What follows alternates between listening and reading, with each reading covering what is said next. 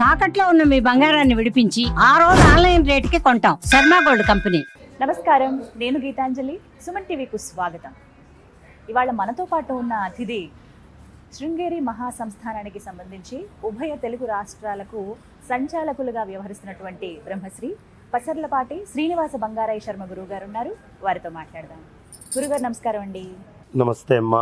గురుగారు, మాసాలన్నింటిలోనూ మాఘమాసం ఎంతో విశిష్టమైందని చెప్తూ ఉంటారు.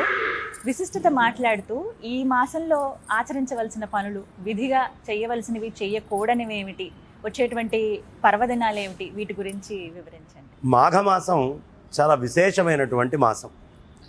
ఎందుకయ్యా అంటే శంకరాచార్యుల వారు పంచాయతన పూజ అని పెట్టారు. ఈ మాఘమాసంలో మొత్తం అందరి దేవతలకి విశిష్టమైన రోజులు ఉన్నాయమ్మ. మాఘములో ఆదివారము, సప్తమి సూర్యనారాయణమూర్తికి పూజలు చేస్తారు. మాఘ సోమవారం, అదేవిధంగా శివరాత్రి పరమేశ్వరుడికి విశేషమైన పర్వం. అదే మాఘ పూర్ణిమ సాక్షాత్తు దాక్షాయణి అమ్మవారు దక్షుడికి శంఖంలో సముద్ర తీరంలో దొరికినటువంటిది మహామాఘి అంటారు. అందుకని ఆ రోజు సముద్రంలో స్నానం చేయండి అయ్యా. మాఘ పూర్ణమికి స్నానం చేస్తే శక్తి మిమ్మల్ని వరిస్తుంది. మాఘమాసం సముద్ర స్నానం చాలా విశేషం, అమ్మవారికి సంబంధించినటువంటిది. ఇక మాఘ బహుళ చతుర్థిని సంకష్టహర చతుర్థి అంటారు. ఆ రోజే సంకష్టహర చతుర్థులు మొత్తం సంవత్సరం అంతా వస్తాయి. కానీ ఆ సంకష్టహర చతుర్థి పుట్టింది మాఘకృష్ణ చతుర్థి. బ్రహ్మదేవుడు తపస్సు చేస్తూ నేను ఈ సృష్టిని చేయలేకపోతున్నానయ్యా, చాలా ఇబ్బందిగా ఉంది, ఆ జనాలందరూ నా మీద యుద్ధానికి వస్తున్నారు అంటే ఏం చేస్తున్నాడు బ్రహ్మదేవుడు, ఇలా పెట్టాల్సిన ముక్కుని పైకి పెట్టేవాడట. అప్పుడు రోడ్డు మీద వెళ్తుంటే వర్షం వస్తే వాడి పరిస్థితి ఏంటి, వాడు గొడవకి వెళ్ళేవాడు. అందుకని సృష్టి అంతా అవకతవకలుగా చేయడం మొదలుపెట్టాడు. ఏం చేయాలో అర్థం కాక అతను తపస్సును చేస్తే 1000 సంవత్సరాల తర్వాత వక్రతుండ స్వరూపంలో గణపతి ప్రత్యక్షమై నీ యొక్క సృష్టిలో ఉండే వక్రములు తుండిలమగుగాక, ముక్కలు ముక్కలగుగాక అని అనుగ్రహించి వరం ఇచ్చాక సృష్టి రచన చాలా బాగా జరిగింది. బ్రహ్మదేవుడి కష్టాలే పోతే మనుషుల కష్టాలు ఎంత అని దీన్ని సంకష్టహర చతుర్థి అని ప్రత్యేకంగా పిలవడం అనేది ఒక సంప్రదాయంగా వచ్చింది. ఇక గణపతిని పూజించేటటువంటిది ఈ మాసమే. మాఘ షష్ఠి సుబ్రహ్మణ్యుడికి చాలా విశేషంగా అసుర సంహారం చేసి చాలా విశేషంగా పూజ చేయబడేటటువంటి సందర్భం. కాబట్టి సుబ్రహ్మణ్యుడి యొక్క ఆరాధన. అదేవిధంగా మాఘ శనివారాలు వెంకటేశ్వర స్వామికి, విష్ణుమూర్తికి చాలా విశేషంగా పూజ చేస్తారు. ఇక్కడ విష్ణుమూర్తి వచ్చాడు, అదేవిధంగా పరమేశ్వరుడు వచ్చాడు, శక్తి వచ్చింది, గణపతి వచ్చాడు, సూర్యనారాయణమూర్తి వచ్చాడు, సుబ్రహ్మణ్య స్వామి వచ్చాడు. ఒకే మాసంలో శంకర భగవత్పాదాచార్యుల వారు చెప్పినటువంటి షణ్మతాలు, పంచాయతన పూజ అన్నీ కూడా వచ్చినటువంటి మాసం కాబట్టి ఇది మహత్తరం. 2 పుష్యమాసం అంతా శూన్యమాసం. ఇందులో పండగలు పబ్బాలు ఏమి ఉండవు. ఒక్క సంక్రమణం అనేటటువంటిది జరుగుతుంది. సంక్రాంతి పండగ బ్రహ్మాండంగా చేస్తుంది, కానీ పెళ్ళిళ్ళు చేయడానికి పనికిరాదు. మరి కొత్తల్లుళ్ళు వచ్చి వాళ్ళందరూ ఆనందపడుతుంటే కూతుళ్ళింట్లో ఉండేటటువంటి వాళ్ళు, కొడుకులు ఇంట్లో పెళ్లి కాకుండా ఉండే వాళ్ళకి ఏదో ఒకటి దారి కావాలిగా. అది మాఘమాసంలో దొరుకుతుంది. మాఘము ముహూర్తాలకి పెట్టింది పేరు. మాఘ సమస్తమైనటువంటి పాపాలని హరించేటటువంటి మాసము మాఘమాసము. పాపం ఎందుకు హరించబడుతుంది అంటే సూర్యుడు తాను ఉత్తరాయణానికి మారాడు. మారినప్పుడు సూర్యుడి యొక్క కిరణాలు శరీరగతమైనటువంటి అనేక రోగాలకి మూలమయ్యేటటువంటి క్రిమికీటకాదులు, వాటికి కష్టాలని కలిగించి బయట ఇబ్బందులు ఇచ్చేటటువంటివి. వెనక ఉండే కార్తీకం ఇదంతా మృత్యుకోర అని చెప్తారు. మృత్యుకోర నుంచి బయటపడి నవోన్మేషితమైనటువంటి జీవితం ప్రకృతి అంతా గడుపుతుంది. ప్రకృతి అప్పటిదాకా పాతబడిపోయినటువంటి ఆ ఆకులు కింద పడిపోయి పచ్చగా రావడం మొదలు పెడతాయి. శరీరంలో కూడా ఒక్కసారి దాని యొక్క శక్తిని అది పుంజుకొని మళ్ళీ ఆరోగ్యంగా మృత్యుకోరల నుంచి బయటపడతారు. ఇది మాఘమాసం యొక్క గొప్పతనం. మాఘమాసము అపమృత్యువు నుంచి మనిషిని దూరం చేస్తుంది. శివుడు లింగోద్భవంగా వచ్చినటువంటి మాసము కాబట్టి ఈ మాసంలోనే భీష్ముడు ఎదురు చూశాడు. ఎప్పుడు కాలం చేయాలయ్యా అంటే భీష్ముడు ఈ మాఘం ఎప్పుడు వస్తుందో చూసి మాఘపంచకాలు అంటారు. అష్టమి రోజున ఉపాధిని చాలించాడు, దాన్నే భీష్మాష్టమి అంటాం. ఇలా అనేకమైనటువంటి పర్వాలన్నీ కూడా ఈ మాసంలో వస్తాయి కాబట్టి ఈ మాఘమాసానికి ఇంతటి విశిష్టత, అంత సూర్యారాధన, అంత దేవతారాధన బ్రహ్మాండంగా జరుగుతుంది. అందుకని మాఘము మన శరీరంలో నవోన్మేషితమైనటువంటి శక్తినిస్తుంది. ఈ సమయంలో ఎవరైనా సరే అవకాశం ఉంటే మాఘంలో తూర్పు ప్రాంతానికి వెళ్తే వాళ్ళు అదృష్టవంతులు.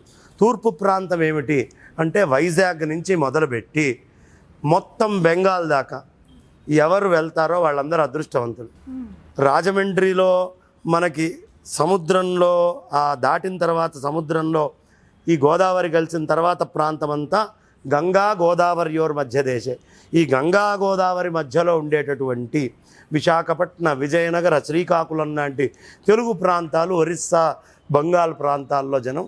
అందుకనే సూర్యనారాయణమూర్తి ఇది తెలుసు కాబట్టి ఆయన శ్రీకాకుళంలో అరసవెల్లిలో వెలిసి ఆయన కిరణ మహాత్మ్యాన్ని ఈ సమయాల్లో చూపిస్తూ ఉంటాడు. ఆయన కిరణ మహాత్మ్యము యాక్సిల్ మారి మొత్తము స్లాంట్గా మొన్నటిదాకా ఎక్కడో పడేటటువంటి కిరణం అది అలా వెళ్ళి సూర్యనారాయణమూర్తి యొక్క రూపంలో ఉండే పాదాల దగ్గర దాకా వెళ్ళి తాకుతుంది. అందుకని మాఘము చాలా గొప్పది. ఈ మాఘమాసంలో ఆదివారాల్లో ఎవరైనా సరే కపోతేశ్వర తీర్థానికి వెళ్ళి అక్కడ గుండంలో ఈ మాఘ ఆదివారం నాడు మనం చక్కగా కనుక ఒక బిల్వదళాన్ని తీసుకొని వెళ్ళి భక్తిపూర్వకంగా సమర్పిస్తే అంతకు ముందంతా తేలుతూ ఉండేటటువంటి బిల్వపత్రము ఈ మాఘ ఆదివారం రోజు వదిలిపెట్టంగానే నీళ్ళలోకి అలా వెళ్ళిపోతుంది. అది ప్రత్యేకత అన్నమాట.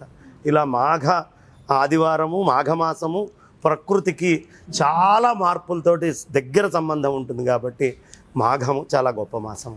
అందుకనే ఈ మహామాఘిలో తూర్పు ప్రాంతానికి వెళ్తే మంచిది అనే విషయం చెప్పా కదమ్మా. దానికోసం నేను ఈసారి ప్రత్యేకంగా అష్టాదశ శక్తిపీఠాలలో ఒక శక్తిపీఠమైనటువంటి మాణిక్యాంబ అమ్మవారి క్షేత్రం ఉంది కదా, ఆ మాణిక్యాంబ అమ్మవారు భీమేశ్వరుడు దక్షారామంలో ఆ క్షేత్రంలో మాఘ బహుళ పంచమి నుంచి మాఘ బహుళ నవమి దాకా చాలా విశేషంగా సహస్రచండీ యాగాన్ని చేస్తున్నాం. ఈ సహస్రచండీ యాగము శక్తిపీఠము దగ్గర ఎవరెవరు విన్నా, చూసినా, తెలుసుకున్నా అక్కడికి వచ్చి చక్కగా సప్తగోదావరిలో స్నానం చేసి ఈ క్రతువుని దర్శించిన విశేషమైనటువంటి ఫలితాన్ని వాళ్ళు పొంది తీరుతారు. అందుకనే దాక్షాయణి అమ్మవారు దొరికినటువంటిది కాబట్టి, దక్షారామం కాబట్టి, దక్షాయణి అమ్మవారు దక్షుడికి పూర్ణిమ నాడు సముద్రంలో అక్కడ దగ్గరలో దొరికింది కాబట్టి ఆ అమ్మ దొరికిన వెంటనే సహస్రచండీ యాగం చేస్తే చాలా విశేషము అనే ఉద్దేశంతో మా ఆంజనేయమూర్తి గారు అదేవిధంగా అక్కడ చాలా విశేషమైనటువంటి పండిత వర్గంతో రాజస్థాన్ ప్రాంతం నుంచి, మహారాష్ట్ర ప్రాంతం నుంచి అనేక మంది పండితులతో ఈ తూర్పు ఆ మహామాఘి కలిసి వచ్చేట్టుగా అద్భుతంగా సహస్రచండీ యాగాన్ని నిర్వహిస్తున్నాం. ఇది ప్రత్యేకత.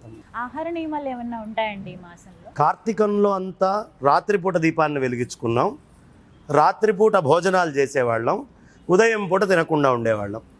మాఘమాసంలో ఉదయం తినండి, సూర్యుడి కిరణాలతోటి తిన్నది అరిగించుకోండి, రాత్రిపూట ఉపవాసం ఉండడం చాలా గొప్ప విషయం. ఇప్పటిదాకా రాత్రి ఎక్కువ, పగలు తక్కువ ఉంది. ఒక్కసారి సూర్యనారాయణమూర్తి ఉత్తరాయణానికి రాగానే పగలు పెద్దదైపోతుంది, రాత్రి చిన్నదైపోతుంది. కాబట్టి రాత్రిళ్ళు తక్కువ, ఉదయం పూట ఎక్కువగా భోజనం చేస్తే సూర్యుడి కిరణాలతో అరగాలి. అదే కార్తీకంలో చంద్రుడి కిరణాలతో అరిగితే మంచిది. సమతౌల్యంగా మధ్యలో ఉండాలి. కాబట్టి అలా చక్కగా ఆహార నియమాలు. స్నానం, మాఘ స్నానం చాలా విశేషము.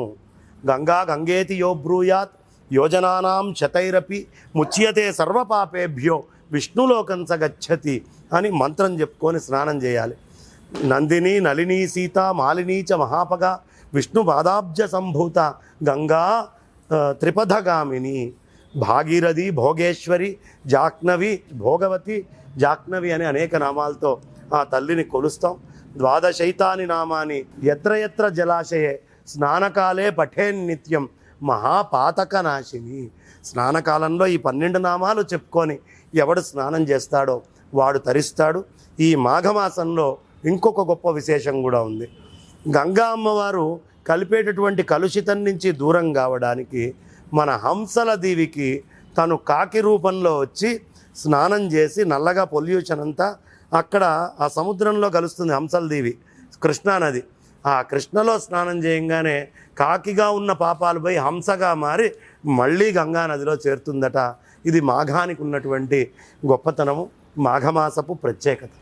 అందుకే విధిగా ఈ మాసంలో ఎప్పుడు కుదిరినా స్నానం అంటే నదీ స్నానము, దానము, జపము, మరీ విశేషంగా ప్రయాగలో గంగా యమున సరస్వతి కలిసేటటువంటి ప్రదేశంలో మహామాధిక వ్రతం ఆచరించడం ఇంకా విశేషం అమ్మ. అక్కడికి వెళ్ళి వపనం చేయించుకోవడం, గుండు కొట్టించుకోవడం, దానాలు చేయడం, అక్కడ ఇబ్బంది పడే వాళ్ళకి రగ్గులో, ఈ కష్టాల్లో ఉండేటటువంటి వాళ్ళకి వస్తువుల్ని, నీ దగ్గర సంపద ఉంటే అక్కడ దానం చేస్తే కోటి గుణితం అవుతుంది అని పెద్దలు చెప్తారు. కాబట్టి అలాంటి మంచి పనులన్నీ చేయడానికి మాఘమాసం యోగ్యం. చక్కగా వివరించారండి. చాలా సంతోషం గురువు గారు. ధన్యవాదాలు. నమస్కారం.